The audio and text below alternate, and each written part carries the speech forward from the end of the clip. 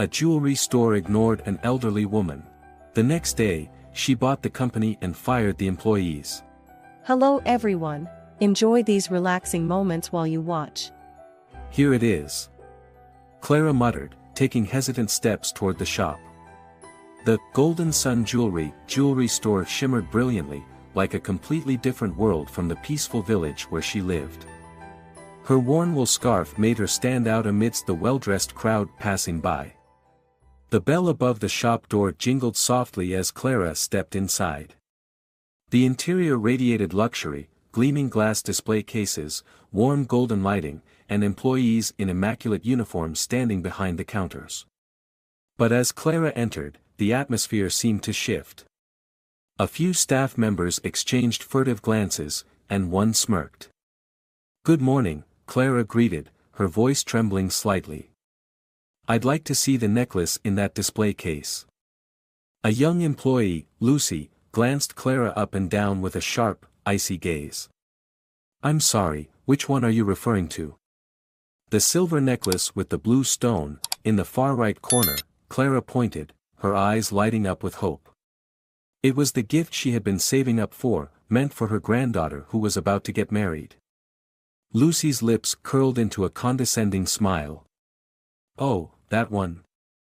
I don't think you can afford it. It's very expensive." Clara was startled by Lucy's bluntness but tried to remain composed. "I have the money. Can you please show it to me?" Lucy rolled her eyes subtly and turned to the manager, Mr. Stephen, who was standing nearby. "Sir, this woman wants to see the silver necklace in the corner." Stephen furrowed his brow and approached. He wore a sharp black suit, but his demeanor betrayed a distinct lack of respect as he looked at Clara. "I'm sorry. That necklace isn't available for sale. You can look at some other pieces that might better fit your budget." "But I saw it in the display case," Clara protested, her voice now tinged with confusion. "That's just a display model, not for sale," Stephen replied curtly before turning away, signaling the end of the conversation. Clara stood silently for a moment, feeling an ache tighten in her chest. She glanced around, hoping to find another staff member willing to help. An older employee, Isabel, briefly met her gaze but quickly shook her head and turned away. "Such a bother," a whispered voice drifted from a nearby counter. It was Charles, another employee, speaking to Lucy. "Does she really think she can buy anything here? Just look at that scarf, probably from some flea market." Lucy stifled a laugh, leaning in to whisper back. "She probably can't even afford the box it comes in." Clara heard every word, even though they spoke in hushed tones. Her face flushed red with humiliation, but she swallowed her pride and slowly approached another counter. "Excuse me," she addressed a different employee, Alexander. He didn't look at her, instead focusing on polishing the glass display, as if she didn't exist. "I'd like to see an item," Clara said, opening her bag to reveal an old envelope containing the money she had painstakingly saved over the years. Alexander glanced at the envelope without much interest and shrugged. "We don't have anything that cheap here. You might want to check out some smaller shops in the area, they'd be more suitable." The words cut like a knife into Clara's dignity.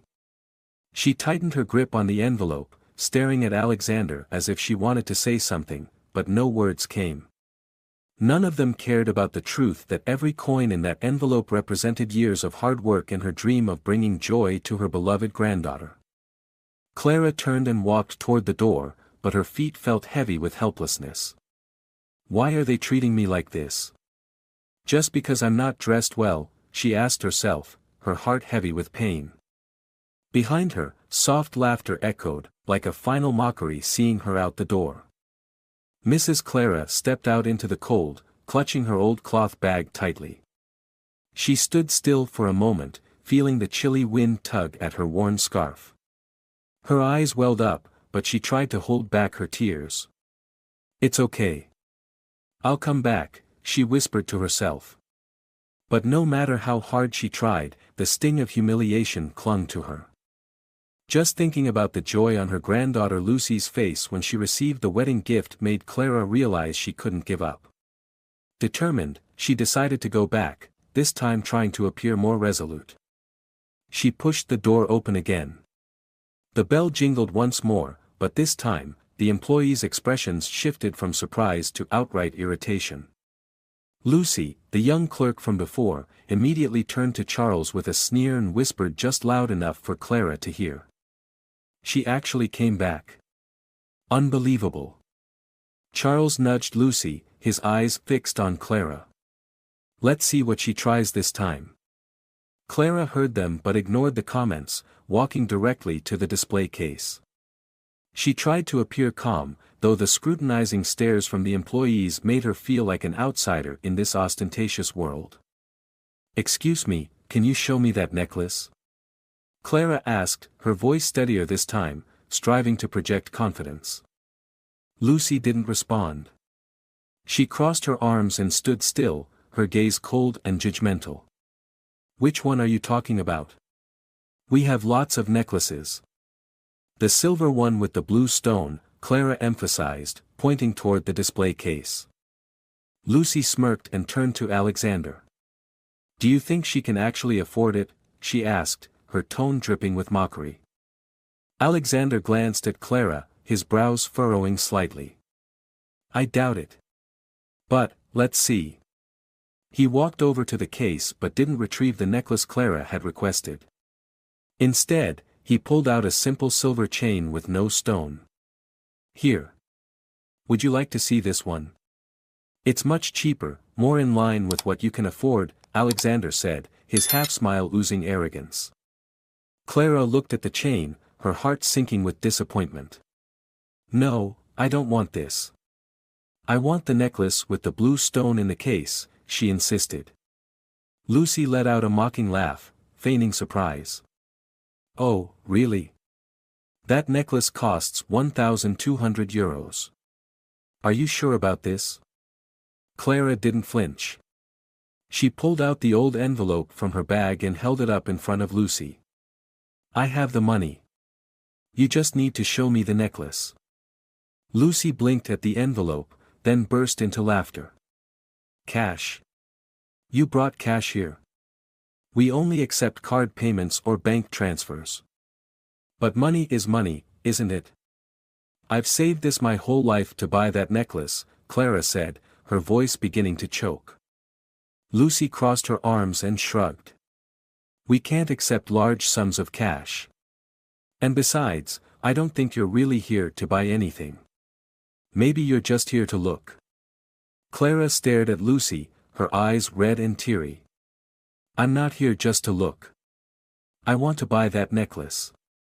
Please, show it to me." At that moment, Stephen, the manager, stepped forward. He glanced at the envelope in Clara's hand and gave a faint smirk. "Madam, we can't sell that necklace to you. It's a special piece, reserved exclusively for VIP clients." Clara froze. "VIP clients? But I saw it in the display case. Why can't I buy it?" Stephen's smirk deepened. "Simply because you're not the right customer. We have other items that are more suitable for you. Let me show you." Clara tightened her grip on the envelope, anger rising in her chest. She felt as though she were being pushed to the edge, treated as if she were worthless. Taking a deep breath, she tried to stay calm. "If you don't want to sell it, I'll go somewhere else." She turned and walked toward the door, saying nothing more. But as she passed by, she heard Lucy's voice clearly behind her. "Who does she think she is? Some poor old lady coming in here, pretending she can buy something. It's ridiculous." The laughter of Lucy and Charles echoed behind her, cutting into Clara's pride like a knife. She quickened her pace, not daring to look back, tears streaming down her cheeks. Yet inside her, a quiet fury began to simmer, like a small flame ready to ignite. Mrs. Clara walked slowly along the bustling street, her eyes filled with sorrow and her heart weighed down. The mocking laughter of Lucy and Charles replayed in her mind, a bitter reminder that she had been looked down upon simply for her modest appearance. She tried to hold back her tears, but the pain in her chest was overwhelming. Suddenly, a familiar voice called out behind her. "Mrs. Clara! Mrs. Clara!" She turned to see Maria, a young neighbor from her village, hurrying toward her with a large bag. "I just picked up some gifts for my family and didn't expect to see you here," Maria said cheerfully, but her expression quickly turned worried when she noticed Clara's face. "Are you okay? You look tired." Clara forced a weak smile and shook her head. "I'm fine, Maria. I just came from a jewelry store." Maria frowned. "A jewelry store? But why do you look so upset?" Clara hesitated but then decided to tell Maria everything: the disdainful looks from the staff, the mocking remarks she had endured. As Maria listened, her grip on Clara's hand tightened, her eyes blazing with anger. "That's outrageous. They have no right to treat you like that." "It's all right, Maria," Clara said, trying to reassure the young woman. "I'm used to it. People like me, no one really respects us." "But you don't deserve to be treated that way," Maria protested. "They don't know who you are or everything you've done. If they knew how much you've helped people in the village, they wouldn't dare look down on you." Clara gave a sad smile and said nothing more. She didn't want to argue. But inside, Maria's words planted a seed: she wasn't worthless. She had spent her life helping others, saving every penny to bring joy to her loved ones. She didn't deserve this injustice. Clara decided to return to the jewelry store, this time with a clearer purpose. "I need to prove them wrong," she thought. But when she entered, things only got worse. As the doorbell chimed, Stephen, the manager, glanced at her and let out an audible sigh. "You're back again. I thought I made myself clear." "Excuse me, I'm not here to cause trouble. I just want to purchase the necklace I asked for," Clara said, trying to keep her voice steady. Lucy, standing by the display case, spoke up again with her usual mocking tone.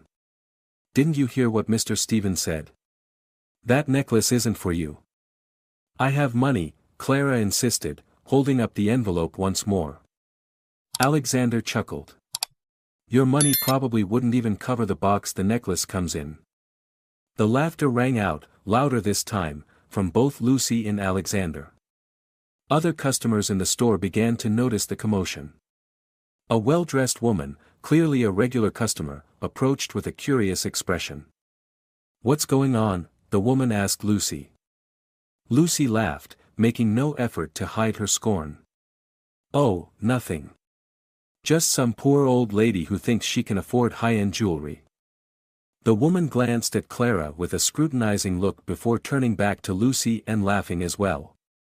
"That's truly amusing." Clara felt her face burn with humiliation. She turned to Stephen, trying one last time. "I just want to buy this gift for my granddaughter. Please, let me see the necklace." Stephen frowned, pretending to consider her words, then nodded. "All right, if you insist, I'll let you see it. But I must warn you, we need to verify your financial capability before you can purchase anything." "Verify my financial capability?" Clara asked, stunned. She had never heard of such a thing before. "Exactly. We cannot waste our precious time if a customer cannot afford to make a purchase," Stephen said, his tone dripping with disdain. "But I have enough money to buy it," Clara argued, clutching the envelope tightly in her hand. "Cash? That's inappropriate. If you wish, you can come back when you have a credit card or proper financial documentation," Stephen replied, his words extinguishing Clara's last flicker of hope. By now, the other customers in the store had started whispering amongst themselves, their gazes filled with curiosity and scorn. A man standing nearby chuckled. "This is hilarious. Does she think this is some village market?" Clara couldn't take it anymore. She felt like a spectacle, a laughingstock in everyone's eyes. The humiliation surged through her, but she refused to let the tears fall. Straightening her back, she clutched her bag and walked briskly out of the store, leaving behind the laughter and contemptuous stares. Out on the street, Clara stopped by a bench, her entire body trembling with anger and humiliation. They don't even see me as a person, she thought, fury welling up in her heart. Yet within that anger, a faint glimmer of hope sparked. She vowed to herself that she wouldn't let this injustice continue. Mrs. Clara sat on the park bench near the jewelry store, her trembling hands gripping her cloth bag. The mocking laughter and disdainful looks from inside the shop haunted her, stabbing at her pride like needles. For the first time in her life, she felt a humiliation that was almost unbearable. "Are you all right?" A deep, warm voice spoke. Clara looked up to see an older man, well-dressed, standing before her. He held a polished wooden cane, his kind face etched with concern. "I'm fine," Clara answered softly, trying to hide the storm of emotions within her. "You don't seem fine," the man replied, sitting gently beside her. "I'm Mr. Vincent. I often take walks in this park. If you'd like, you can tell me what happened."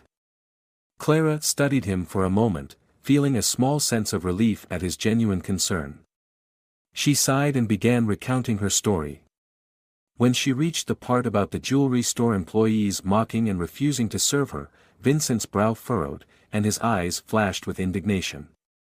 "This is unacceptable," Vincent exclaimed, his voice filled with anger. "People like that think they have the right to determine someone's worth based solely on appearances. It's disgraceful." Clara bowed her head, her voice trembling. "I just wanted to buy a meaningful gift for my granddaughter. I've saved my whole life for it. But they don't see me as a customer, they see me as a poor, undeserving person who has no business entering their store." Vincent was silent for a moment, seemingly deep in thought. Then he looked at Clara with determination in his eyes. "Mrs. Clara, what you've described is not just your story.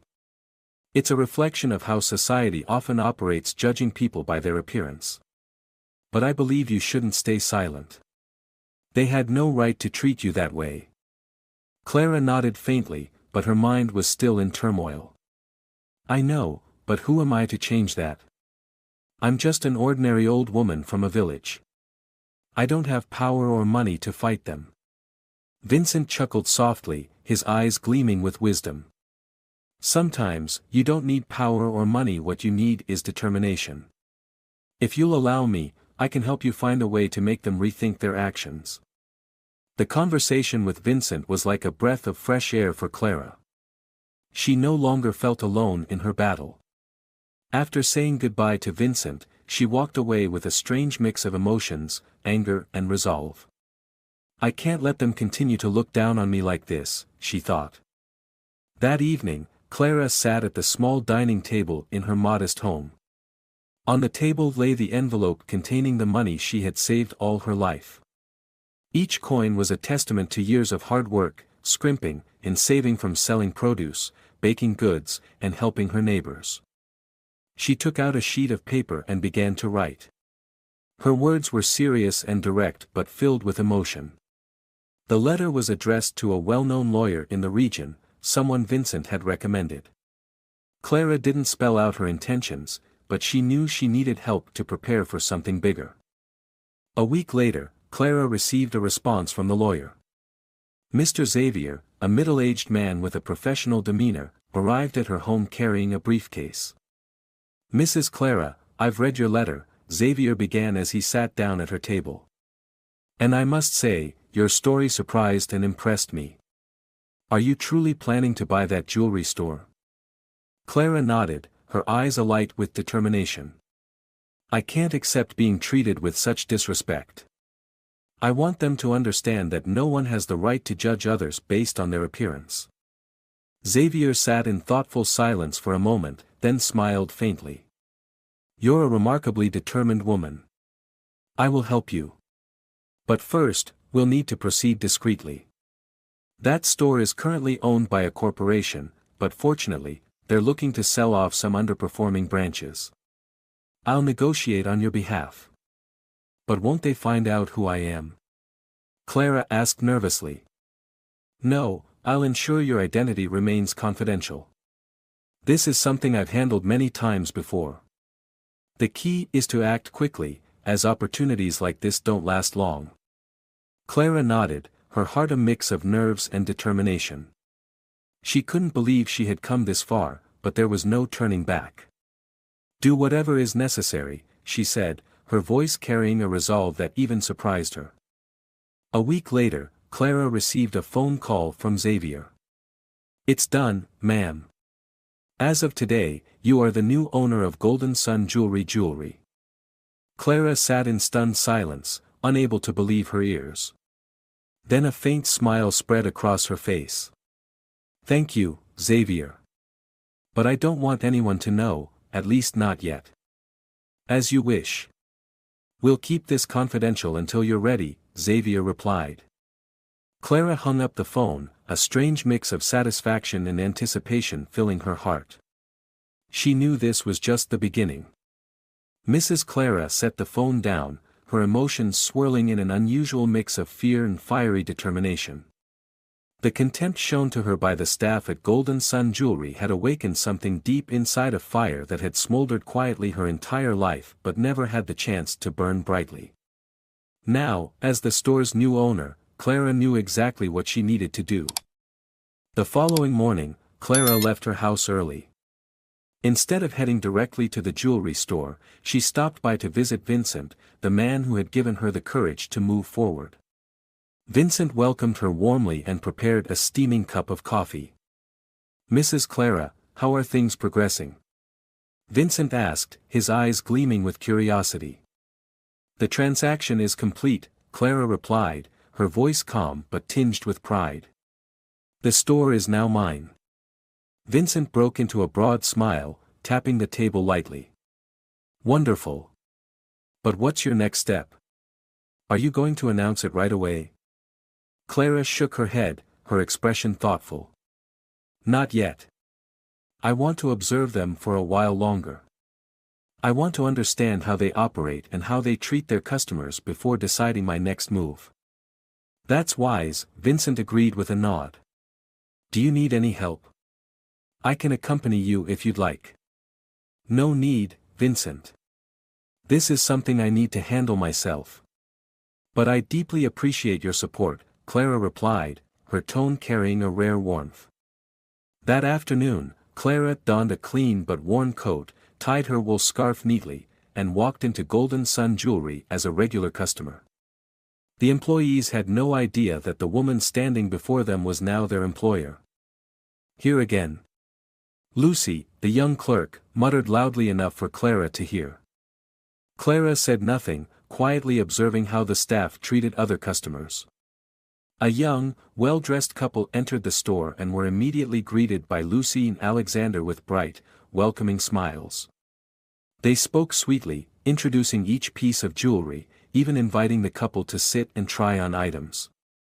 Clara approached a different counter where Isabel, the oldest employee, was stationed. Clara deliberately engaged her.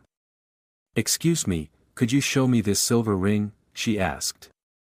Isabel hesitated, her eyes betraying a hint of reluctance. Compared to her colleagues, Isabel seemed less overtly haughty, but she still hesitated when faced with Clara's modest appearance. After a moment of indecision, Isabel nodded slightly and unlocked the display case, retrieving the ring Clara had pointed out. How much is this? Clara asked, her tone steady. 120 euros, Isabel answered without much expression. That expensive? Clara said deliberately, feigning hesitation. Lucy, who was assisting customers nearby, turned and smirked. If it's too expensive, you can leave right now. Clara turned toward Lucy, her face revealing no emotion. But inside, she took note of every word and gesture. Thank you, but I'm just browsing, she replied calmly. After leaving the store, Clara went to meet Xavier, the lawyer who had facilitated the purchase. The two of them sat in a quiet cafe to discuss the next steps. Mrs. Clara, what would you like me to do now? Xavier asked, opening a notebook in front of him. I want to see all the employee records, especially those working directly with customers, Clara said, her tone colder than usual. Xavier nodded. I'll request them from the current management team. Do you plan to fire anyone immediately? Clara shook her head. Not yet. I want the full picture first. People like Lucy and Alexander the first need to know how many other customers they've hurt before me. Xavier smiled, his eyes filled with respect. You're very strategic, Mrs. Clara. You're not just seeking revenge, but real change. Exactly, Clara replied, her gaze firm. I'm not doing this just for myself. I want this jewelry store to become a place where everyone feels respected, no matter who they are. In the days that followed, Clara continued observing the employees at the store. Often, she stood at the corner of the street opposite, watching how they interacted with each customer. Clara noticed that she wasn't the only one mistreated. A middle-aged woman in simple clothes entered the store and was immediately ignored by Lucy, while Alexander pretended to be busy polishing a display case to avoid engaging with her. When the woman inquired about the price of an item, they responded curtly and quickly turned away, showing no further interest. Clara's anger simmered, but she refrained from acting immediately. She knew patience would yield greater results. They will face the consequences, she thought, clenching her fists. Mrs. Clara continued her quiet surveillance over the next few days, leaving no detail unnoticed. She observed the stark contrast in how Lucy, Alexander, and a few others treated customers, warm and attentive to the well-dressed, cold and dismissive to the modestly attired. However, Clara also noticed Isabel, who, while not overly friendly, at least made an effort to fulfill her duties. That evening, Clara met with Xavier again in her modest home, the dim light casting a determined glow on her face as she shared what she had witnessed. Xavier, I don't just want to retaliate, Clara began, her voice calm but resolute. I want this place to become somewhere everyone is treated equally. But first, I need those who disrespected me to face the consequences of their actions. Xavier nodded thoughtfully. I understand. You want them to confront the repercussions of their behavior? Exactly. I want them to realize that arrogance and a lack of respect for others can ruin their careers. But before that, I need to determine who is worth keeping and who doesn't deserve to stay, Clara explained. Xavier paused, then jotted something down in his notebook. We can conduct an internal evaluation. I'll create an anonymous survey for the staff to share their thoughts on how the store should be run. This will help you see who genuinely values customers and who doesn't. Great idea, Clara said, her eyes lighting up. But we need something more direct. I want to observe them in real situations where they don't know they're being evaluated.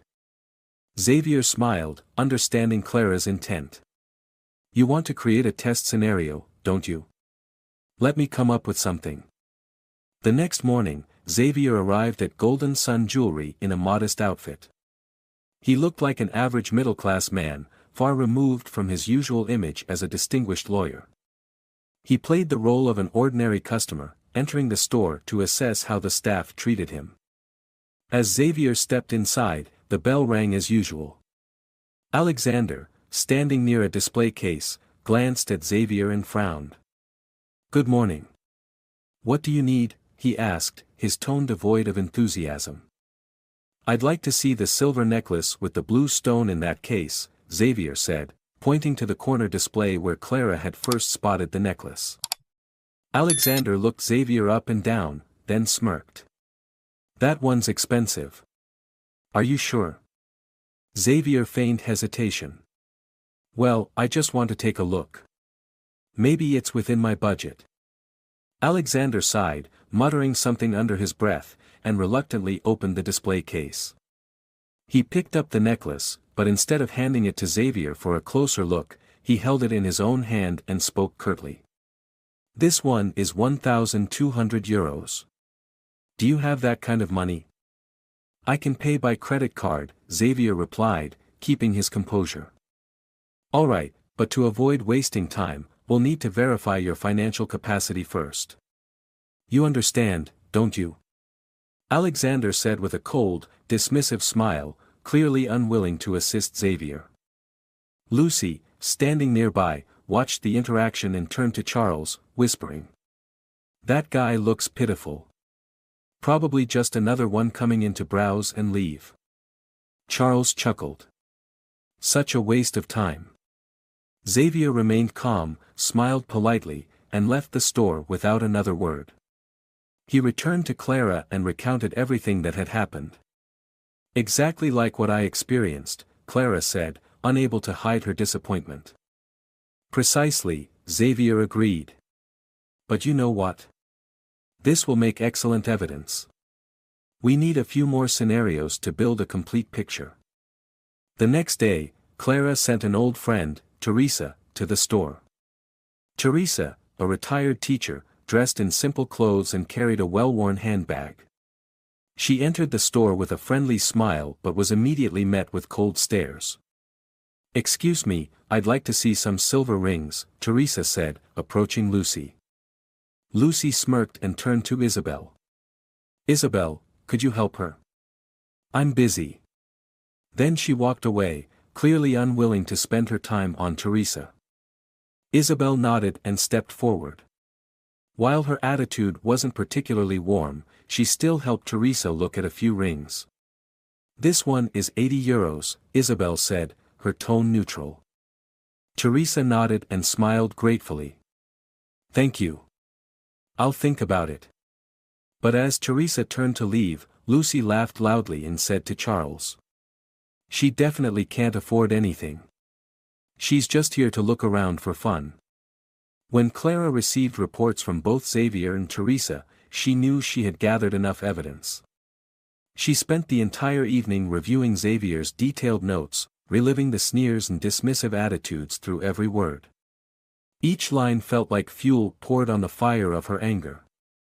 These people don't deserve to serve customers, Clara muttered, her hands trembling with rage. But she took a deep breath, forcing herself to stay calm. This isn't just about me. I'm doing this for everyone who's ever been looked down upon and treated unfairly. The next morning, the atmosphere at Golden Sun Jewelry was the same as any other day. Golden lights sparkled across the polished jewelry cases, and the staff maintained their usual air of arrogance. Lucy smiled insincerely at a wealthy customer, while Alexander busied himself wiping a display case, occasionally casting judgmental glances at other patrons. But everything changed when the door suddenly opened, and the familiar bell rang.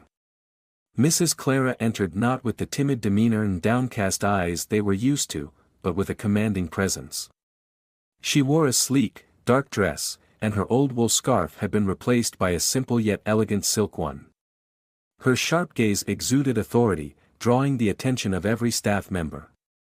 Lucy, in the middle of speaking with a customer, froze when she saw Clara. Her eyebrows shot up in surprise before she turned to Alexander and whispered. It's her again. How is she back here? Alexander shrugged, replying under his breath. Maybe she still thinks she can buy something here. Clara strode confidently into the center of the store, her heels clicking firmly against the marble floor. She stopped in front of the main counter, her eyes sweeping over the staff. Everyone, gather here, Clara said, her voice loud and clear. The employees exchanged confused glances. Lucy's irritation was evident.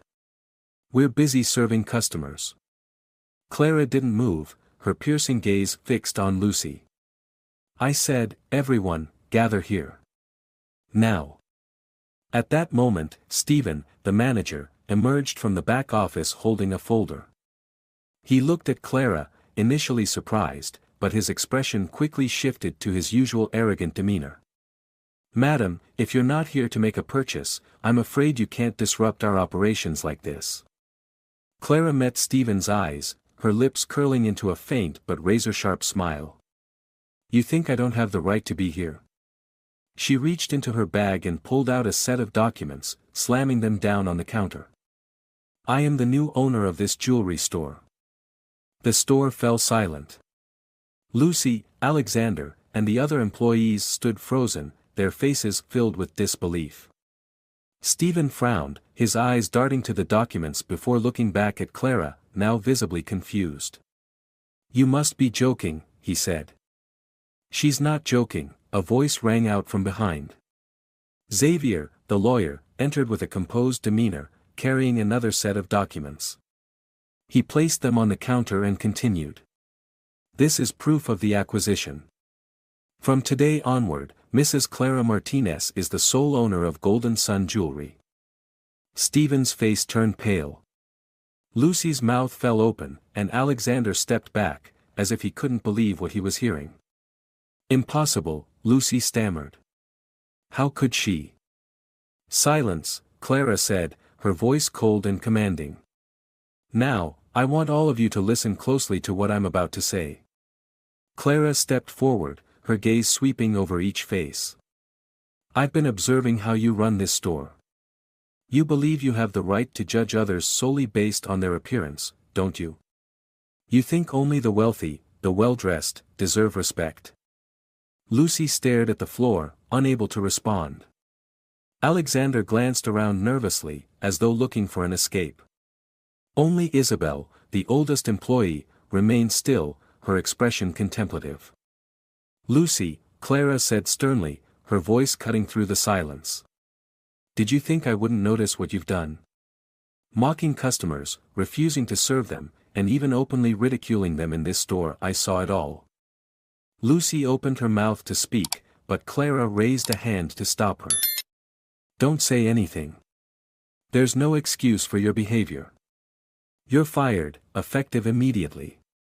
Lucy's face turned ashen. "You can't do this. I've worked here for over 6 years. I don't care how long you've worked here.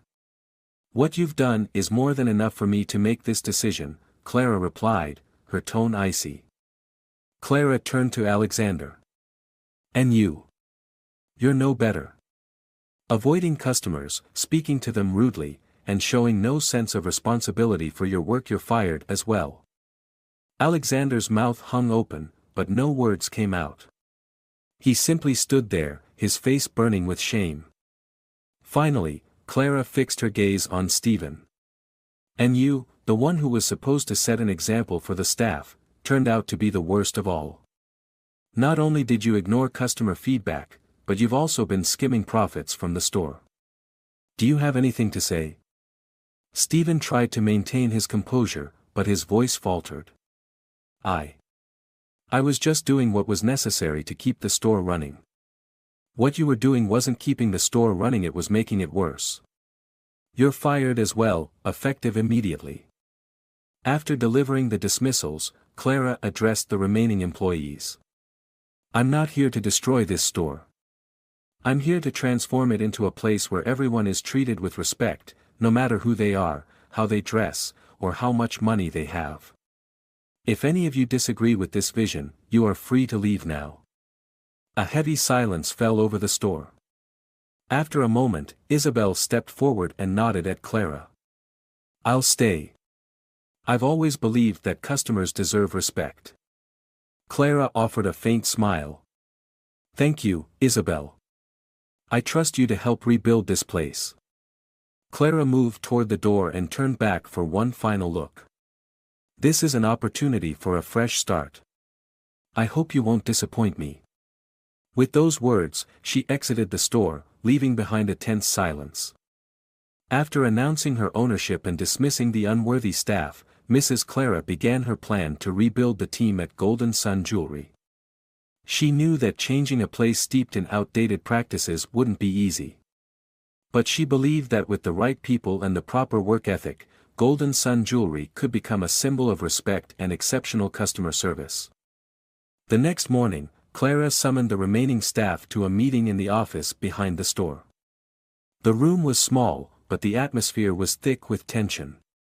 Isabel sat at the front, her face a mix of worry and determination. A few younger employees, including Anna and Xavier, who managed bookkeeping and inventory, were also present. Clara entered, her gaze moving deliberately across the room.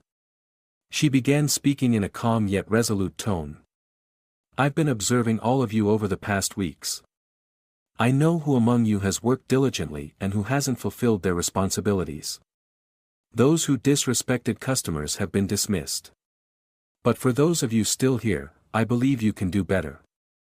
She turned to Isabel. Isabel, I know you haven't always been enthusiastic, but I've seen you step up to help customers when others ignored them. You've done what you could in difficult circumstances, and I respect that. Starting today, you'll be responsible for training new employees. With your experience and patience, I trust you to teach them how to do things the right way. Isabel's eyes widened in surprise, and she looked genuinely touched. Thank you, Mrs. Clara. I'll do my best not to disappoint you. Clara then addressed Anna, the young employee in charge of inventory. Anna, I know you don't interact with customers often, but your bookkeeping is always clear and precise. I need someone with your attention to detail to oversee inventory management. From today, that will be your role. Anna blushed, clearly taken aback. Thank you. I'll do my best. Turning to Xavier, who also worked in inventory management, Clara said. Xavier, I want you to take charge of the store's entire operations. I need someone young, driven, and ready to improve things. Are you up for the challenge? Xavier smiled confidently. I'd be honored, ma'am. This is my chance to prove myself. After appointing key roles, Clara revealed her vision for the store's future. She held up a sign with a bold, clear message. Respect every customer, regardless of appearance, age, or financial status. Clara emphasized. This principle will guide everything we do. I want anyone who walks into this store to feel respected and valued, whether they make a purchase or not, whether they're dressed in luxury or simplicity. If anyone here cannot commit to this standard, they have no place on our team. Isabel nodded firmly, and Anna and Xavier echoed her agreement. Seeing their determination, Clara felt a glimmer of hope. To elevate Golden Sun Jewelry, Clara knew retaining the current staff wasn't enough. She needed fresh faces, people with a positive attitude and a modern approach to customer service. Clara tasked Xavier with posting job listings on various online platforms and at customer service training schools in New York. Soon, dozens of applications poured in. Clara personally reviewed each one, looking for energetic candidates with strong communication skills and a passion for serving others. The interviews were conducted in the small office behind the jewelry store. Clara, along with Isabel and Xavier, personally interviewed the candidates. One of the first to leave a strong impression was Paul, a young man who had previously worked at a luxury hotel. Tell me, Paul, why do you want to work here? Clara asked, her sharp gaze fixed on him. Paul smiled confidently. I believe every customer deserves respect. In my previous job, I learned how to listen to customers' needs and meet them with utmost care. I want to bring what I've learned to this place. Clara nodded in approval. Good. I'll consider it. Another standout candidate was Elena, a young woman with a warm smile and bright eyes. When asked why she applied, she replied, I love creating positive experiences for customers. I believe a genuine smile can brighten someone's entire day. Clara sensed the sincerity in Elena's words and immediately decided to hire her. After a week of recruitment, Clara had assembled a team that was young, enthusiastic, and professional. She organized a meeting to introduce the new employees to the existing staff. Standing before the team, Clara's eyes shone with hope. We're here not just to sell jewelry. We're here to create memorable experiences, to make every customer feel welcome. Let's work together to make Golden Sun Jewelry a symbol of kindness and professionalism. The team applauded, and the atmosphere buzzed with positive energy. Clara felt the change she had envisioned beginning to take shape. Under Mrs. Clara's leadership, Golden Sun Jewelry began to transform day by day. She not only restructured the staff but also redefined the store's operations and core values. Clara understood that to make Golden Sun jewelry a hallmark in New York, the focus had to be on both products and building a genuine and heartfelt image. She started by redesigning the store's interior. Clara hired a team of designers to create a space that was welcoming yet maintained its elegance. The golden lights were adjusted to be softer and more inviting, and the glass display cases were rearranged to make it easier for customers to browse without needing assistance. A large wall was dedicated to displaying the store's new motto: respect, sincerity, quality. Clara also introduced a special section featuring affordable jewelry, ensuring that customers with modest incomes felt just as welcome. This section was named Loving Hands, a concept Clara created for those seeking meaningful gifts without spending excessively. The new employees underwent thorough training under Isabel's guidance.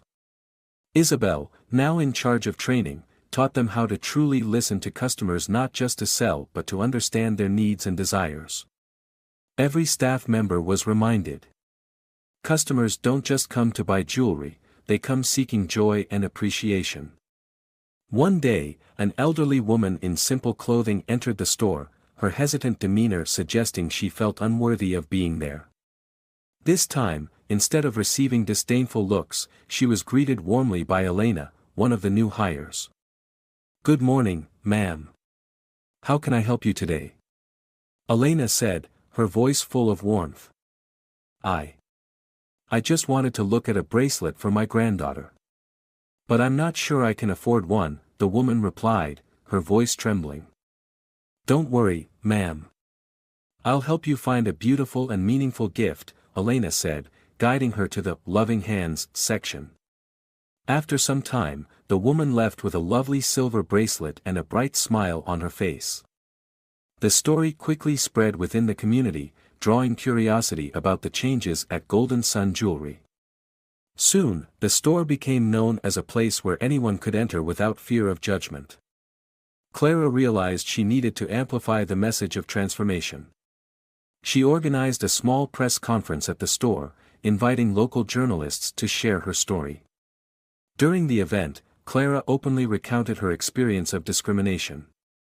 "No matter who you are, no matter how much money you have, you deserve respect," Clara said to the cameras. "Golden Sun Jewelry doesn't just sell jewelry, we bring the values of sincerity and kindness." Her story quickly became a topic of interest, with the media hailing her as a courageous woman who stood against injustice and brought a fresh perspective to the service industry in New York. Clara didn't stop at improving customer service. She allocated part of the store's profits to support local charitable initiatives. One standout project was the Bracelets of Hope Scholarship Fund, created to help underprivileged students pursue education. Additionally, Clara sponsored a vocational training center for older women, teaching them craft skills to earn a living. She understood that people like her, modest yet resilient, deserved opportunities to shine. Each year, Golden Sun Jewelry hosted a grand customer appreciation event, featuring free gifts, special discounts, and the sharing of heartfelt stories from loyal customers. These events not only attracted more customers but also fostered a sense of community around the brand. Clara's transformation inspired not only the customers but also her employees. Isabel, who once worked rigidly and lacked enthusiasm, became a dedicated mentor. Elena, with her ever-present smile, became the most beloved staff member. Even Xavier, who had previously worked only behind the scenes, took pride in being part of the change. One day, a regular customer approached Clara, took her hands, and said, "You've taught us an important lesson, that character and kindness are worth more than all the jewelry in this store. Thank you for showing us that." Clara smiled, her heart full of joy. She knew that the changes she had brought about not only improved Golden Sun Jewelry but also conveyed a more profound message. A person's value is not determined by their wealth but by how they treat others. Under Clara's leadership, Golden Sun Jewelry quickly became one of the most cherished jewelry stores in New York, not just for its high-quality products but for its inspiring story of humanity and kindness behind every piece of jewelry. Clara, once a simple woman dismissed by others, now stood as a symbol of true character and values. The story of Mrs. Clara Martinez serves as a vivid reminder of the power of character and kindness. Through her journey, she proved that a person's true worth is not in their appearance or possessions but in how they treat others. The lesson is clear: never judge others by their appearance, for everyone has a story worth respecting. Respect and sincerity not only build lasting success but also bring deeper meaning to life and community.